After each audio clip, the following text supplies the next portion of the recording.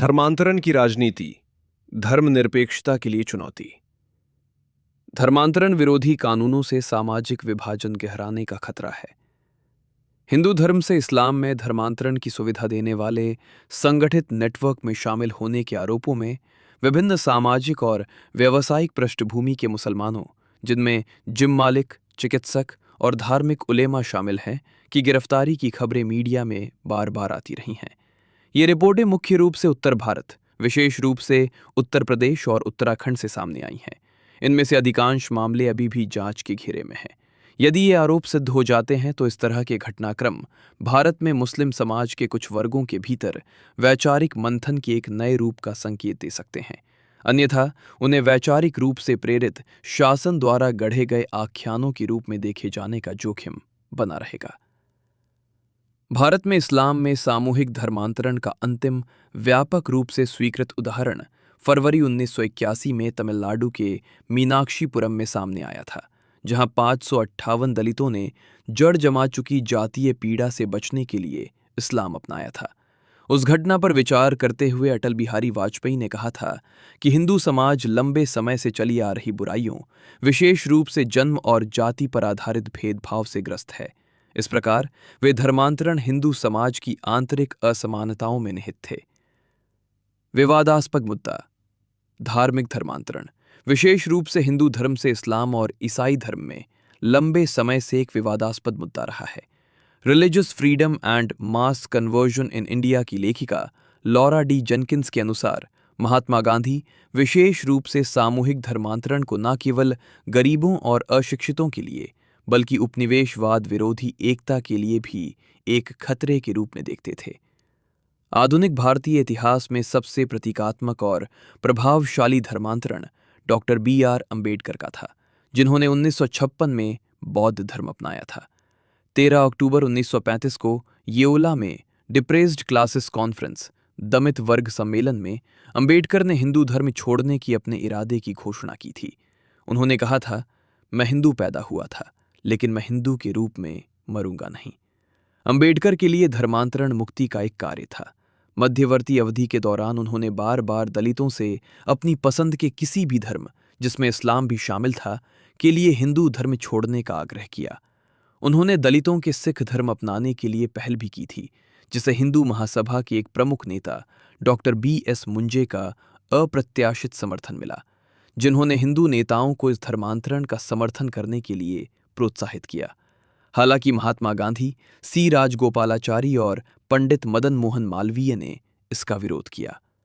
अंबेडकर के हिंदू धर्म छोड़ने के खिलाफ गांधी के मुख्य तर्कों में से एक ये विश्वास था कि जैसे ही वह हिंदू नहीं रहेंगे, उनके दलित अनुयायी उन्हें छोड़ देंगे। यदि गांधी आज जीवित होते तो उन्हें एहसास होता कि उनका ये आकलन कितना गहरा गलत था।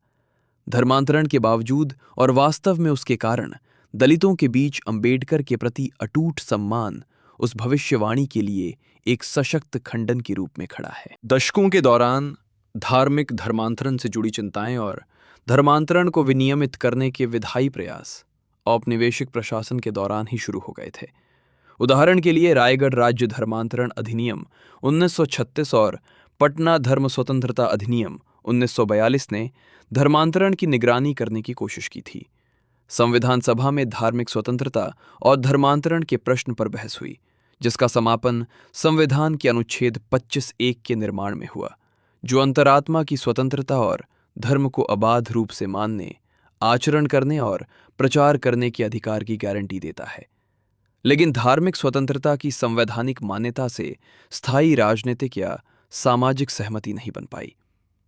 स्वतंत्र भारत में हिंदू राष्ट्रवादियों की एक प्रमुख चुनावी शक्ति के रूप में उभरने से बहुत पहले मुख्य रूप से ईसाई मिशनरी गतिविधियों पर चिंताओं के जवाब में विभिन्न धर्मनिरपेक्ष सरकारों द्वारा धर्मांतरण विरोधी कानूनों की एक श्रृंखला बनाई गई और समय समय पर उनमें संशोधन किए गए।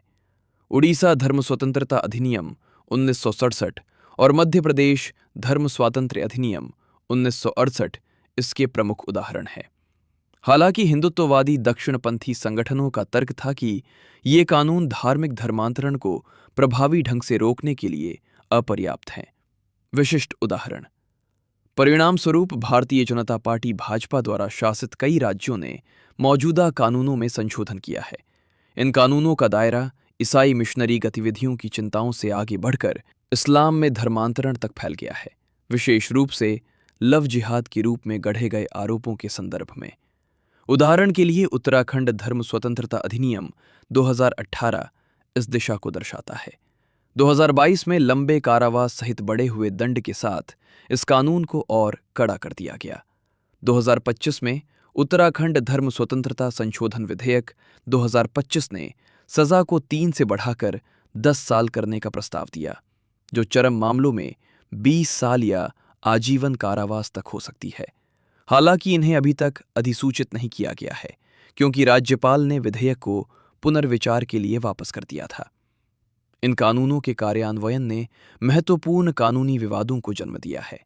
उत्तराखंड धर्म स्वतंत्रता संशोधन अधिनियम 2022 के तहत रिपोर्टों से संकेत मिलता है कि 2023 में 20 मामले और सितंबर 2025 तक 18 और मामले दर्ज किए गए। 2018 के अधिनियम के तहत पूर्ण सुनवाई के लिए लाए गए मामलों में से कई में आरोपी दोषमुक्त बरी हुए हैं। इस तरह के कानून केवल भाजपा शासित राज्यों तक सीमित नहीं रहे हैं। उदाहरण के लिए हिमाचल प्रदेश धर्म स्वतंत्रता अधिनियम 2006 कांग्रेस सरकार के तहत बनाया गया था और तमिलनाडु जबरन धर्म परिवर्तन निषेध अधिनियम 2002 जे जयललिता के नेतृत्व वाली AIADM की सरकार द्वारा पेश किया गया था और बाद में 2006 में M करुणानिधि के नेतृत्व वाली DMK सरकार द्वारा संशोधित किया गया। ये धार्मिक धर्मांतरण को विनियमित करने पर विभिन्न वैचारिक धाराओं के बीच व्यापक राजनीतिक सहमति को रेखांकित करता है। व्यावहारिक रूप से इन अधिनियमों ने अक्सर अनधिकृत सतर्कता को बढ़ावा दिया है, जिससे हिंसा की घटनाएं हुई हैं और भारत के धर्मनिरपेक्ष सामाजिक ताने बाने में व्यवधान पड़ा है। इसलिए ये अनिवार्य है कि सरकारें इन अधिनियमों की समीक्षा करें।